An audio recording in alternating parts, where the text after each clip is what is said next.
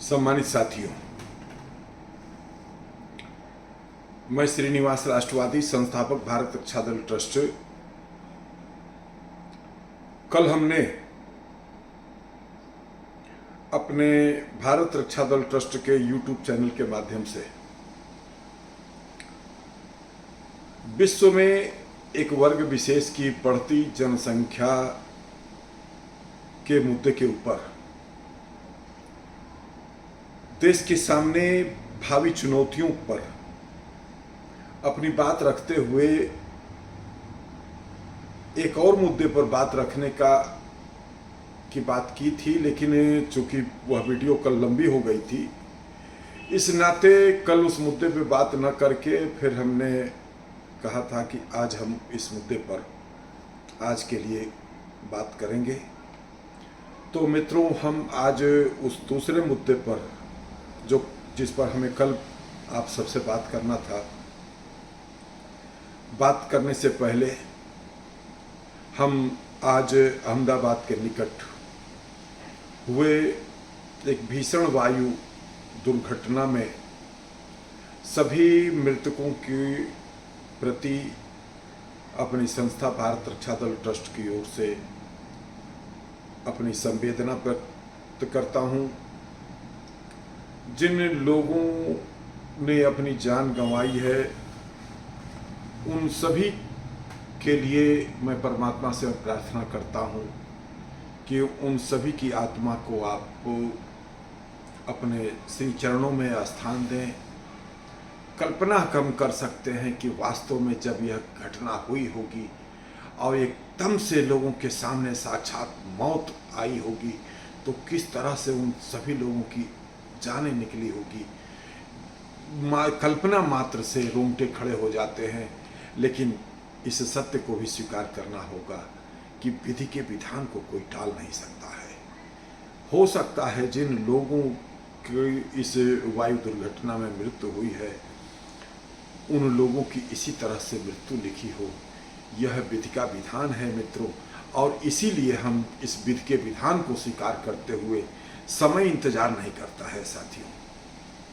समय कहता है अपना कर्म करते चलो। कब आज हम आपसे बात कर रहे हैं, अभी हम आपसे बात कर रहे हैं, क्षण भर बाद क्या मेरे साथ हो जाए, तो मन में आया हुआ विचार है और जो काम करने का आपने टारगेट लिया है और यदि उसको कर सकते हैं, इसीलिए किसी कवि ने कहा है कि काल करे सो आज करे, आज करे सो अब, पल में परलय होएगी फिर पहुरी करोगे कब।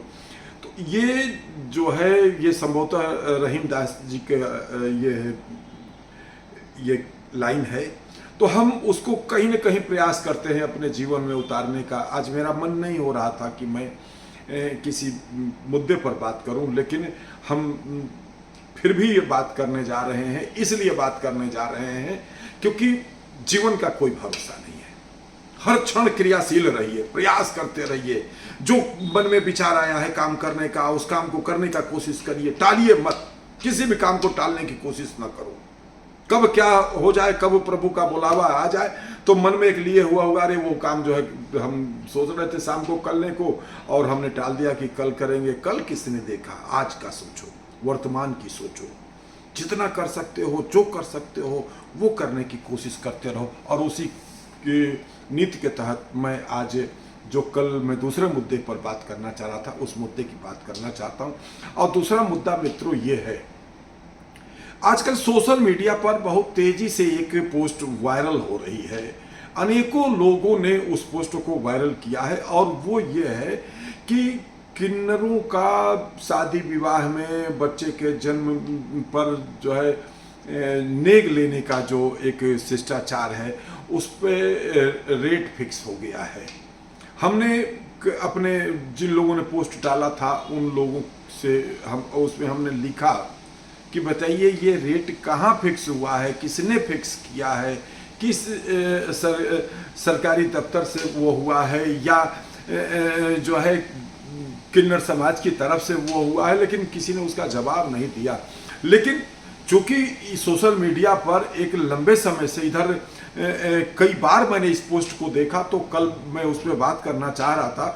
और जो नहीं कर पाया था, तो आज मैं उस मुद्दे पे बात करना चाहता हूं और सरकार से अनुरोध करता हूं कि सरकार इस का संज्ञान ले और किन्नर समाज के लोगों को के साथ एक बैठक करके कि जन सामान्य के घर, जिन लोगों के घर शादी विवाह होता है, बेटा बेटियों की शादी होती है, बच्चा जन्म लेता है, तो उसके यहाँ नेक लेने के नाम पर वो घर पर जा कर के कुछ इस तरीके का व्यवहार करते हैं, उल्टी सीधी मांग करते हैं।